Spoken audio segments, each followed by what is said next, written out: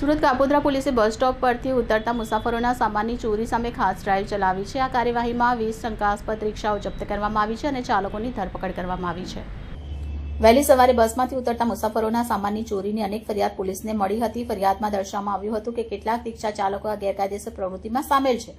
ફરિયાદના આધારે કાપોદ્રા પોલીસે સ્પેશિયલ ડ્રાઈવ શરૂ કરી। કાર્યવાહી દરમિયાન પોલીસે કુલ 20 રિક્ષા જપ્ત કરી અને ચાલકોની ધરપકડ કરી। ધરપકડ દરમિયાન પોલીસે જાહેરનામાનો ભંગ અને મુસાફર ક્ષમતા કરતાં વધુ મુસાફર બેસાડવા સહિતના અન્ય ગુના પણ નોંધ્યા છે। પોલીસ અધિકારીઓએ નોંધ્યું છે કે આ પ્રકારની કાર્યવાહી ચાલુ રહેશે અને નિયમોનું ઉલ્લંઘન કરનાર વાહન ચાલકો સામે કડક કાર્યવાહી લેવામાં આવશે। મુસાફરોને પણ સાવચેત રહેવાની સલાહ આપવામાં આવી છે। સુરત શહેરમાં કામરેજ વિસ્તારથી લઈ અને ગરનાળા સુધી વરાછા રોડ આવેલો છે, જે સુરતનો સૌથી લાંબો રોડ છે, જેની ઉપર વહેલી સવારે ઘણી બધી લક્ઝરી બસો આવતી હોય છે અને પેસેન્જરો ઉતરતા હોય છે અને પોતાના ઘરે જતા હોય છે અને મોટા પ્રમાણમાં ઓટો રિક્ષાઓ સવારમાં આ રોડ ઉપર ચાલતી હોય છે।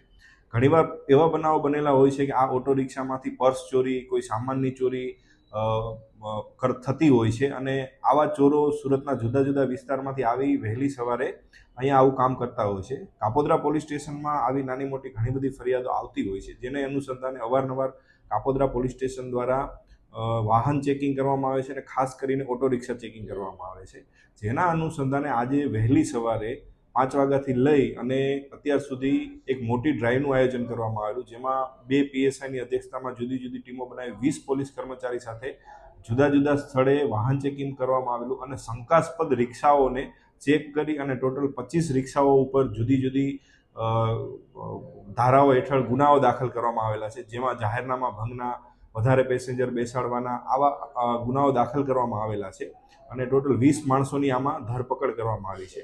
અને અમે જાહેર જનતાને કાપોદ્રા પોલીસ સ્ટેશન તરફથી વિનંતી કરી છે કે ઘણીવાર એવું બનતું હોય છે કે આ રિક્ષામાં નાની મોટી ચોરી થતું હોય છે તો પોલીસ સ્ટેશન સુધી માણસો પહોંચતા નથી। અમારી એવી વિનંતી છે કે આવું નાનામાં નાની વસ્તુ બને તો પોલીસ સ્ટેશન સુધી આપ પહોંચો અને પોલીસને ફરિયાદ કરો।